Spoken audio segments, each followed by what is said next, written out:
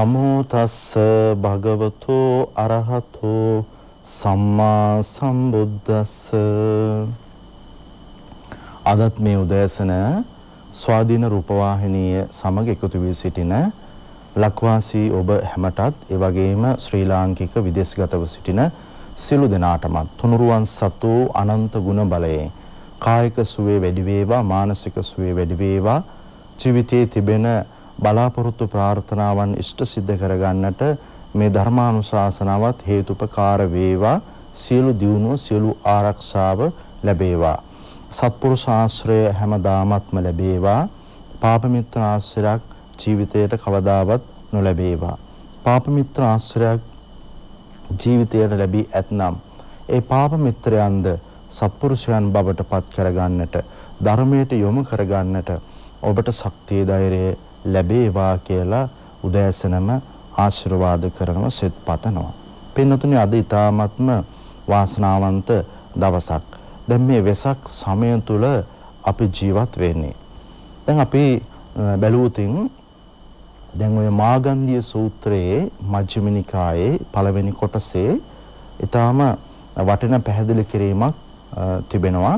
සිද්ධාර්ථ නැමැති මේ තරුණයා කොයි ආකාරයටද රජවාසලේ ජීවත් වුනේ කියලා.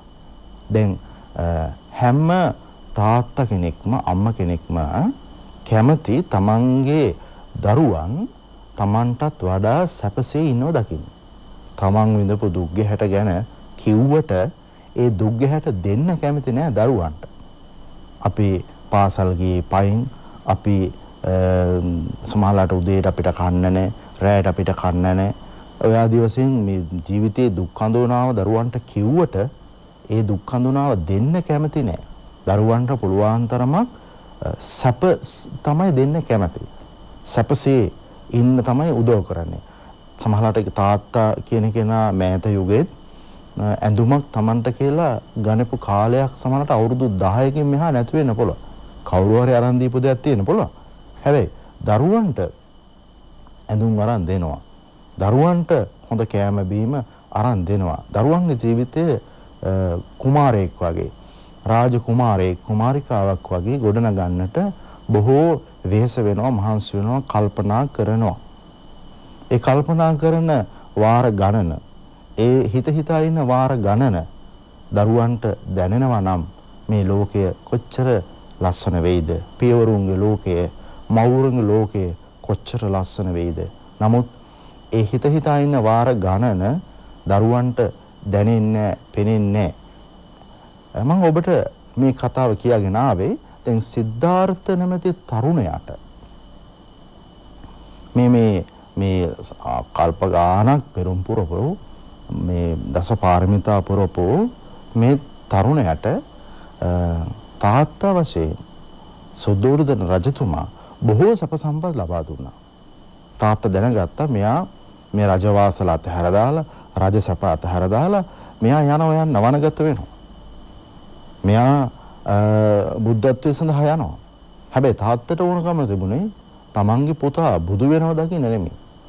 තමන්ගේ පුතා තමන් ගොඩනගාගෙන ආපු මේ රාජ පෞරුෂය, මේ රජවාසල, මේ රාජකීය දේපල තව තවත් ආරක්ෂා කරගෙන, තව තවත් දියුණු කරගෙන තමන්ගේ නමත් බැබලෙන විදියට ජීවත් වෙනවා දකින්නයි. එනිසා නිතරම සුද්ධෝදන රජතුමා තමන්ගේ පුතාව මේ කාමයේ තුල තියන්න සැලසුම් කරා. ඒ කියන්නේ ඇස පිනවා ඉන්න ඕන කරන දේවල් හැදුවා. කන පිනවා, නාසය, දිව, ශරීරය, හිත පිනවා පංචකාමයේ තුල ඉන්න ඕන කරන දේවල් ඔක්කොම හොඳට හදලා තිබ්බා. ඒකට හොඳම උදාහරණය තමයි දැන් ඔය ඔබට අවශ්‍ය නම් පන්සලකට ගිහිල්ලා මජ්ක්‍ධිම නිකායේ පළවෙනි පොත මාගන්ධිය සූත්‍රය කියවලා බලන්න. ඔබ ඔබේ පන්සලේ ස්වාමීන් වහන්සේටමත් කමක් නැහැ පොයේ දවසට මේ මාගන්ධිය සූත්‍රය අපට දේශනා කරන්න කියලා දෙන්න. පොත බලාගෙන හරි කමන්නේ මේ කියලා දෙන්න කියලා කියන්න පුළුවන් නම් ඒක ඉතා වටිනවා. දැන් මේ මාගන්ධිය සූත්‍රයේ සඳහන් වෙනවා භාග්‍යතුන් වහන්සේ දේශනා කරන මාගන්ධිය මේ ගිම්හාන කාලෙට ඒ කියන්නේ අධික ග්‍රීස්මයේ තියෙන කාලෙට ඒ කාලෙට ඔරොත්තු දෙන විදිහේ වෙනම මාලිගාවක් මට හදලා තිබුණා. දැන් ඉන්දියාව ගැන අවබෝධයක් තියෙන සමහර අය දන්නවා. ඔය පායන කාලෙට මිනිස්සු මැරෙනවා. පෑවිල්ලට මිනිස්සු මැරෙනවා. දැන් ලංකාවේ පෑවිල්ලට මිනිස්සු මැරිලා කියලා අපි අහලා නැහැනේ. පෑවිල්ලට මිනිස්සු මැරෙනවා ඉන්දියාවේ. ඊළඟට නිදාගන්නේ ඇඳට වතුර දාලා නිදාගන්නේ. ඉතින් ටික වෙලාවක් ගිහලා හැරෙනවා. හැරෙන්නේ අර වතුර හිඳුනහම. වතුර නැතුණා. තෙත ගතිය නැතුණා. ආයි වතුර දානවා. ඉතින් වතුර දැම්මහම නිදා ගන්න පුළුවන් වතුර ගොඩේ. නැත්තම් නිදා ගන්න බෑ. ඇඟපත තුවාල වෙනවා. ඇඟපත කෙට්ටු වෙනවා. බොහෝ ශරීර ආබාධ හට ගන්නවා මේ ග්‍රීස්ම කාලෙදී. එතකොට ජීවිතේ එපා වෙනවනේ. ජීවිතේ කලකිරෙනවනේ. ඒ නිසා මේ රටේ සමාජයේ මහා ග්‍රීස්ම කාලයක් ඇවිල්ලා මිනිසුන්ට මේ ග්‍රීස්ම නිසා මිනිස්සු මැරෙනවය මේ ගැන අවබෝධයක් නොලැබෙන්න ඒ ග්‍රීස්ම කාලයට වෙනම මාලිගාවක් හදලා ඒකේ තියලා තිබ්බා. ඊළඟට දැන් ඔය මහා වැසි වසින කාලෙට ලංකාවට වගේ නෙමෙයි ඉන්දියාවට වහින්න ගත්තාම වැස්ස නිසා මිනිස්සු බොහෝමයක් මැරෙනවා. බොහෝ කාලයක් වහිනවා. සමහර කිලෝමීටර් 7ක් පළල ගංගා සම්පූර්ණයෙන්ම පිරීලා ඉතිරිලා යනවා. ඒතකොට බොහෝ අපහසුතාවයට පත් වුණු ලංකාව වගේ නෙමෙයි ඉන්දියාවට වහින්න ගත්තාම. ඉතින් මේ වහින කාලයට ගැලපෙන විදියට වෙනම මාලිගා හදලා තියෙනවා. මේක ඉතින් ඔයත් මේ පළවෙනි වතාවට අහනව නෙමෙයි. මේක මේ දහම් පාසල් අධ්‍යාපනය තුලින් අපි අහලා තියෙනවා. හැබැයි මේක තියෙන සූත්‍රය කොතනද? බොහෝ තැන්වල තිබෙනවා. මාගන්ධි සූත්‍රයේ මේ කාරණාව ඔබට හොයාගන්නත් පුළුවන්. එතකොට භාග්‍යතුන් වහන්සේ දේශනා කරනවා ඔය වහින කාලයට ඒ මාස 4ට මම ඉන්නේ දෙකේ තට්ටුවේ. ඒ වැස්සට රොට්ටු දෙන මාලිගාවේ දෙකේ තට්ටුවේ. දෙවෙනි මහලේ මම ඉන්නේ ඒ මහලේ මම විතරයි පිරිමියෙකුට ඉන්නේ. අනිත් සියලු දෙනාම කාන්තාවෝ. මේ සිද්ධාර්ථ නැමැති තරුණ බෝසතාණන් වහන්සේ මේ හදාගත්ත ගෙවල් නෙමෙයි. එයාට ඕනකමට හදාගත්ත නෙමෙයි. එයාගේ සංකල්පයකට කාන්තාව විතරක් ඉඳලා එයා විතරක් එක පිරිමියකට ඉන්න එයාගේ මේ සංකල්පයට කරගත්ත දෙයක් නේ. ඒක තාත්ත කරපු වැඩක්. එතකොට කියනවා මම මේ මාස 4ෙම පහළ මහලට බැස්සේ නැහැ. මම උඩ මහලෙම තමයි හිටියේ. ඒ තරම් සැප සම්පත් ගොඩ හිටියේ. හොඳට ඇස පිනෙව්වා.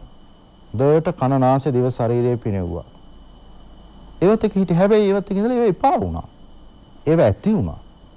අදටත් අපි දකිනවා පින්නතුනේ මේ ඔය නැහැමින් මිල මුදල් තියෙන නැහැමින් කෑම බීම සැප සම්පත් යාන වාහන තියෙන තරුණ සහ මැදිවී අය අපි දකිනවා. ඒ අය ඒ නැහැමින් තියෙන සැප සම්පත් ගුඩේ ඉඳලා එතනින් එහාට තවත් සැප සම්පත් පේන තෙක්මානක නෑ තරමටම සැප සම්පත් ගුඩේ ඉඳලා එතනින් එහාට එපා වෙනවා. ඇති වෙලා ඒ අය බණ භාවනාවට යොමු වෙනවා. සිල් ගුණ ධර්ම දියුණු කරන්න යොමු වෙනවා. නිහතමානීකම කරුණාව දයාව ගුණ ධර්ම දියුණු කරන්න පටන් ගන්නවා. පොයට සිල් ගන්න පටන් ගන්නවා. දැන් අර ඇමරිකාවේ යෝගාවචර රාහුල හාමුදුරුවෝ කියන උන්වහන්සේ පැවිදි වුණා. උන්වහන්සේ පැවිදි වෙන්න කලින් උන්වහන්සේ උපන්නේ මහා ධනවත් මේ පවුලක. කිසිම දෙයකින් අඩුවක් නැහැ. ඉතින් ඒ ධනවත් පවුල ඉපදිලා ඒ යාන වාහන තියෙනවා කාලා බීලා විනෝද වෙලා කරන්න තියෙන මත් කුඩු මත් පෙති මේ හැම දෙයකටම ඇබ්බැහි වෙලා සියලුම දුරාචාරකම් වලට ඇබ්බැලා හිරේ විලංගු වැටෙන තැනටම ආවා. ඒ තරම් කාමයට දුවලා හති දාලා ඇති වෙන්න ගත්තා. ඇති වෙන්න ගත්තට පස්සේ ආපස්සට ආවා. එතකොට දැන් මේ නැහැමින් යාන වාහන තිබෙන නැහැමින් මිල මුදල් තියෙන ගෙදර සේවකයෝ ඉන්න අධි සුඛෝභෝගී බොහෝ අයට බුද්ධිය තියෙනවා නම් බොහෝ අයට ඒ කාමයට එක්ක ඉඳලා මොකද්ද දුකක් පීඩනයක් හිස් බවක් හිඩසක් දැනෙන ගන්නවා. මේ කොච්චර සැප සම්පත් තිබුණත් මොකද්ද දුකක් පීඩනයක් එපා වීමක් නීරස බවක් මේක ඇතුලේ තියෙනවා. හැමදාම නඩු හැමදාම ප්‍රශ්න ඉවරයක් නැහැ. කායිකව ගත්තත් බොහෝ මේ දුප්පත් දිලිඳු මිනිස්සුන්ට නැති ලෙඩ ටිකක් තියෙනවා. මානසිකව ගත්තත් කුලී වැඩක් කරන මිනිස්සයාට නැති මානසික පීඩන මානසික ආතති තියෙනවා. ඒ ආදි වශයෙන් කුලී වැඩක් කරගෙන ජීවත් වෙන මිනිස්සයාට හිත හිතා ඉන්න තිබෙන ප්‍රශ්න වලට වඩා මහා දැවැන්ත ප්‍රශ්න ජීවිතේ වටා එකතු වෙන්න ගන්නවා බොහෝ සැප සම්පත් තියෙන අයට. එසා බොහෝ සැප සම්පත් තියෙන අය අතර බුද්ධිය ටිකක් හරි තියෙන කෙනෙක් ඉන්නවනම් එයා මේ සැප සම්පත් වලට තව තවත් ඇලි ඇලි ඒ මත්ෙහිම කකා බිබී වැටලා ඉන්න එක ටිකක් නතර කරනවා. ටිකක් ඒවෙන් පැත්තකට වෙලා බණ භාවනාවට යොමු වෙනවා. ජීවිතේ එපා වෙන්න ගන්නවා. සිද්ධාර්ථ නැමැති මේ තරුණයටත් ඒක තමයි උනේ. අදටත් ඒ සිද්ධාර්ථ වෙන්නේ තරුණ ජීවිත අපි මේ ලෝකයේ තුල දකින්න ගන්නවා. ලංකාව විතරක් නෙවෙයි. ලෝකයේ තුල අපි දකින්න ගන්නවා. මහා ධනවත් රටවල් වල සමහරවිට ඒ පවුලේ ඉන්න එකම පුතා පැවිදි වෙලා තියෙනවා. චූටි කාලේ ඉඳලා සැප සම්පත් ගොඩේ හැදිලා තවත් සැප සම්පත් විඳින්න දෙයක් නැහැ. තව සැප සම්පත් කියලා ඒ විඳින්න දුක පීඩනය වාද ભેද ගැටුම් විතරයි ඒක ඇතුළේ ඉන්නකොට තියෙන්නේ කියලා දැනෙන්න ගන්නවා. ඒව එපා වෙලා බොහෝ අය පැවිදි වෙලා තියෙනවා. ඒ වගේ සිද්ධාර්ථ බෝසතාණන් වහන්සේ තරුණ කාලෙදිම ගිහිසපත හැරියා.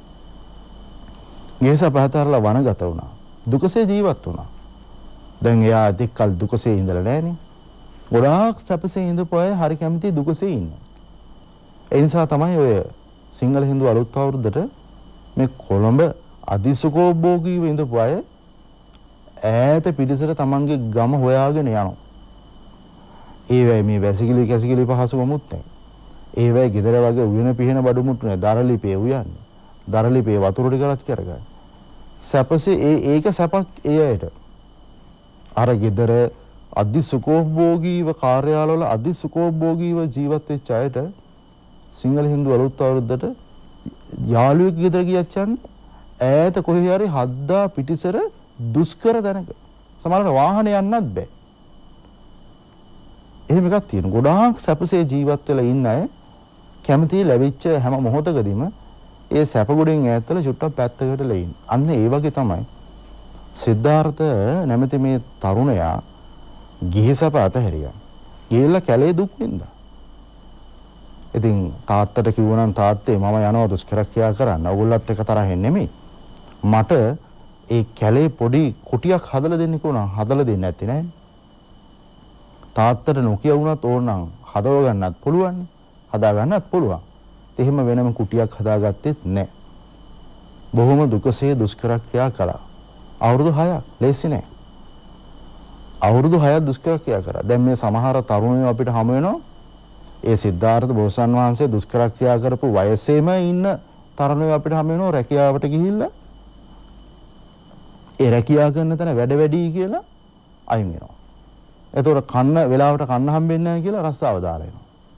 එක්කෝ මෙන්න මෙහෙම වචනයක් කිව්වය කියලා ඒ වචනේට දුක හිතලා රස්සාවෙන් දාලා එනවා.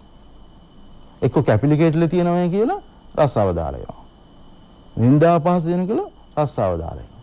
ඉතින් දුක දරා ගන්න, ඒ පීඩන දරා ගන්න අපිට පුළුවන්කම තියෙන්නට ඕන. ඒ දුක, ඒ පීඩන අහවල් කෙනාට එන්නේ නැහැ කියලා එහෙම එකක් නැහැ. ලෝකයේ අංක 1 ධනවතාටත් පීඩන එනවා. බැනුම් අහනවා. බැනුම් අහන්න වෙනවා. නින්දා ලබන්න වෙනවා. පද අහන්න වෙනවා. බොහෝ දුක් එයාටත් කැමති විදියට ආහාර පාන ලැබෙන්නේ නැහැ. කැමති විදියටම ඇඳුම් පැළඳුම් කැමති දේම එයාටත් ලැබෙන්නේ නැහැ. මේ ලෝකේ කාටවත් කැමති විදියට හැමදේම ලැබෙන්නේ නැහැ. ඉතින් සිද්ධාර්ථ බෝසතාණන් මේ විදිහට දුෂ්කරක්‍රියා කරන්න ගියා. අවුරුදු 6ක් දුක් විඳා. දැන් පොයට සිල් සමාදන් වෙන එක සමහරුන්ට දුකක් නේ. ඒ නිසා ගෙදරටලා අර ඇඳ පුටු වල මේස වලට තියෙන සැපට ඇලිලා ඉන්නවා. හැබැයි අවුරුදු 6 දුෂ්කරක්‍රියා කරා. මේ අවුරුදු 6 අන්තිම කාල සීමාවේ විස්තරයක් තිබෙනවා. ඔබට කියවලා බලන්න පුළුවන් මජ්ක්‍ධිම නිකායේ ඒත් පළවෙනි පොතේම තිබෙනවා ද්වේදා විතක්ක සූත්‍රය. ඔය ද්වේදා විතක්ක සූත්‍රයේ සඳහන් වෙනවා මහණෙනි මම ඒ වෙනකොට බුද්ධත්වයටපත් වෙලා නැහැ. බුදු වෙන්න ළඟ මම කල්පනා කරා මගේ හිතට එන මේ විතර්ක දෙපැත්තකට දාලා බලන්නට ඕන කියලා. කාම විතර්ක එන්න ගත්ත මගේ හිතට මං කාම විතර්ක පැත්තකට කළා. මං කල්පනා කරා මේ මගේ හිතට ආපු කාම විතර්ක මට පීඩා පිණිසයි අන් අයට පීඩා පිණිසයි මගේ හිතට ආපු කාම විතර්කේ පැත්තකට දාලා ඒ කාම විතර්කේ දිහා මං ඒ විදිහට බැලුවා.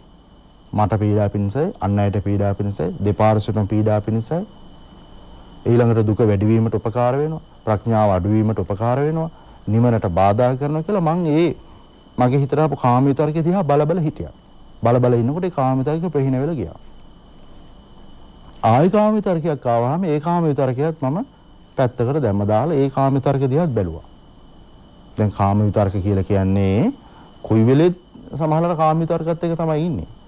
ඇස පිනවන දෙයක් අතීතයේ දැකපු දෙයක් තියෙනවා නම් කන පිනවන රාගය ඇති වෙන තෘෂ්ණාව ඇති වෙන හිත පිනවන කාමයේ වැඩි වෙන රාගයේ වැඩි වෙන තෘෂ්ණාව වැඩි වෙන අතීත සිද්ධි තියෙනවා. තෝව මතකයට එනවා. මතකයට ආවම ගැන කල්පනා කර ඉන්නවා. ඊට පස්සේ ඒකත් එක්ක අනාගතයට යනවා. අනාගතයට ගිහිල්ලා අනාගතේ මෙහෙමයි කරන්න කියලා ඒ ගැන කල්පනා කර ඉන්නවා. ඒ ඔක්කොම කාම විතර්ක. ඒතර මේ කාම විතර්ක කියන දේවල් සාමාන්‍යයෙන් කොයි වෙලෙත් මිනිස්සුන්ගේ හිතවල සකස් වෙනවා. ඒතර ඒ කාම විතර්ක බෝසත් වහන්සේ පැත්තකට දැම්මා. ඊළඟට කියනවා මගේ හිතේ ව්‍යාපාද විතර්ක ආවා කියනවා. ඒ කියන්නේ තරහ සිතුවිලි. තරහ සිතුවිලිත් මම ආවහම ඒ තරහ සිතුවිලි පැත්තකට දාලා හිතින් ඒ තරහ සිතුවිල්ල ගැන බැලුවා මේ විදිහට. මේ තරහ සිතුවිල්ල මේ තරහකාරී විතර්කය මට පීඩා පිණිසයි අන් අයට පීඩා පිණිසයි දෙපාර්ශ්වයට පීඩා පිණිසයි ඒ වගේම දුක වැඩි වෙනවා පීඩනය වැඩි වෙනවා ඒ වගේම ප්‍රඥාව අඩු වෙනවා නිවනට බාධා වෙනවා මේ විදිහට මෙනෙහි කරාම අර තරහ සිතුවිල්ල එහෙම යට ගියා. එතකොට එතන වෙන්නේ මේ ආදීන වෙන මෙනෙහි වෙන්නේ. සාමාන්‍ය ලෝකේ නම් කරන කාම විතරකයක් ආවම ඒකේ ආස්වාදයට ඇලෙනවා. තරහ සිතුවිල්ලක් ආවම ඒකේ ආස්වාදයට ඇලෙනවා. ආසාදයට ඇලිලා ඒක තුලින් ප්‍රාණඝාත නම් ප්‍රාණඝාත සොරකම නම් සොරකම කාය මර්ධ ඇසරීම නම් කාම මර්ධ ඇසරීම මේ ආදී බොහෝ දේවල් වලට යනවා. ඉවරයක් වෙන්නේ නැහැ. සසරේ බොහෝ දුක්ඛිත තැනට ඇද වැටෙනවා. බෝසත් වහන්සේට උමනාවනේ මේ සසර ගමන නතර කරා. අවබෝධය කරා යන්න. අන් අයවත් ඒ අවබෝධයට අරගන්නට. ඊළඟට බෝසත් වහන්සේ කියනවා මම ඒ බෝසත් අවදීයේදී භාග්‍යතුන් වහන්සේ දේශනා කළා මගේ හිතට හිංසා විතර්ක එන්න ගත්තා. එතකොට ඒ හිංසා විතර්කත් මම පැත්තකට දැම්මා. දාලා මෙනෙහි කරා මේ හිංසා විතර්ක මට පීඩා පිණිසයි අන් අයට පීඩා පිණිසයි දෙපාර්ශ්වයට පීඩා පිණිසයි දුක පැත්තට අදාළ එකක් නිවනට බාධා වෙනවා ප්‍රඥාවට බාධා වෙනවා ප්‍රඥාව අඩු වෙනවා. ඒ හිංසා විතර්ක කියලා කියන්නේ ඉතින් මේ රජවාසලේ ඉන්න කාලේ අහපු දේවල් දැකපු දේවල් කර කියපු දේවල් කෙලස් බර ජීවිතයක් නේ ගිහි ජීවිතය ගත කළේ. කෙලස් බර නැත්තම් ඉතින් ඔය දුෂ්කරක්‍රියා වල අවුරුදු 6ක් දුෂ්කරක්‍රියා අවුරුදු 6ක් අවබෝධයට වෙහෙස වෙන්න ඕනේ නැහැ. කෙලස් බරයි.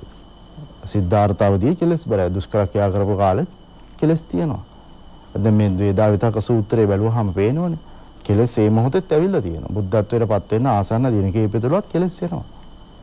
ඒතර එන කෙලස් පැත්තකට කරා පැත්තකට කරලා ඒක දිහා බැලුවා මෙනෙහි කරා මෙනෙහි කරනකොට අයින් වෙලා යනවා. ඒතර මේක අපිටත් කරන්න පුළුවන්. අපිත් මේක කරන්න ඕන දෙයක්. අපිටත් කරන්න සිද්ධ වෙනවා. එහෙම නැත්තම් කවදාවත් අපේ ජීවිතේට සැනසීමක් එන්නේ නැහැ. අපේ ජීවිතේ තිබෙන අභියෝග ජය ගන්නත් බෑ. අපේ ජීවිතේ වටා එකතුලා තියෙන ප්‍රශ්න විසඳ ගන්නත් බෑ. එතකොට ඒ විදියට හිත පිහිටුවන්නේ නැතුව වෙන වෙන සරල ක්‍රම වලින් අපේ ජීවිතේ අභියෝග ජය ගන්න ප්‍රශ්න ජය ගන්න හිත හදා ගන්න ගිහිල්ලා එහෙම කරන්න පුළුවන් කමක් නැහැ.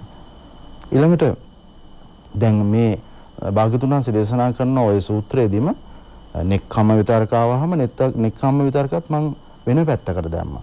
අව්‍යාපාද විතර්ක අවිහිංසා විතර්ක ඒක වෙන පැත්තකට දැම්මා. හිතේ විතර්ක දෙපැත්තකට දාලා බලුවා. හොඳ ඒවා එක පැත්තකටත් නරක ඒවා එක පැත්තකටත්. කළු ඒවා එක පැත්තකට සුදු ඒවා එක පැත්තකට. කුසල් ඒවා එක පැත්තකට අකුසල ඒවා එකට පැති දෙකකට දැම්මා. මේක අපිටත් කරන්න පුළුවන්. ඉතින් ඒ නිසා පින්නතුනේ අපි හැමෝම අදිෂ්ඨාන කරගන්නට ඕන මේ සිද්ධාර්ථ බෝසතාණන් වහන්සේ තරුණ කාලේ බොහොම සැපසේ ජීවත් වුණා. හැබැයි ඒ සැප එක්ක ඉඳලා තව තවත් ජීවිතේ පීඩණයමයි එන්න ගත්තේ. ආතතියමයි එන්න ගත්තේ. එපා වුණා. කම්සප හොඳට කාමයට එක්ක හොඳට ජීවත් වුණා කියලා ওই සූත්‍රයේ සඳහන් වෙනවා. හැබැයි ඒක එපා වුණා. අදටත් ඒවා එපා වෙන්නේ නැති මිනිස්සු ඒවා අල්ලගෙන ඒක මැත්තේම ජීවත් වෙනවා. ගුණධර්ම දිනු කරන්නේ නැතුව, ඉවසීම දිනු කරන්නේ නැතුව, ඒ වගේම බණ භාවනාවලට යොමු වෙන්නේ නැතුව. එනිසා මේ වෙසක් සමය තුළ අපි මේ එල්ලිලා අල්ලගෙන බදාගෙන ඉන්න කාමයෙන් ටිකක් ඈත් වෙමු. ඈත් වෙලා හිටියාම කායික පැත්තත් ආරක්ෂා වෙනවා. ඒ කියන්නේ වකුගඩු, පෙනහළු, අක්මා, ලේ මේවත් ටිකක් ආරක්ෂා වෙනවා. තව ටික කාලයක් හොඳට පවත්වාගෙන යන්න පුළුවන්. මානසික පැත්තත් ඒ විදිහටම ආරක්ෂා වෙනවා. තව ටික කාලයක් හොඳට පවත්වාගෙන යන්න පුළුවන්. ඒ නිසා අපි හැමෝම තව තවත් මේ සමය තුල අකුසලයේ අපි තුලින් දකිමු. කාම විතරක, ව්‍යාපාද විතරක, විංසා විතරක අපි තුලින් දකිමු. දැකලා ඒකේ ආදීනවත් අපි තුලින් බලමු. බලුවහම අපි තුල අපේ මේ බොහෝ දුරට අපේ තියෙන ජීවිත බර අඩු වෙන්න ගන්නවා. බර අඩු වුණාට පස්සේ බොහොම සැහැල්ලුයි මේ ජීවිතය හසුරවන්නට, පවත්වාගෙන යන්නට. එහෙමනම් මේ ධර්මානුශාසනාවත් ඔබ හැමෝගෙම ජීවිත සැපවත් වීම පිණිස, අලුත් වීම පිණිස, නැවුම් වීම පිණිස හේතුපකාර වේවා කියලා අපි මේ උදෑසන සෙත් පතන ආශිර්වාද කරනවා. සියලු දෙනාටම තෙරුවන් සරණයි.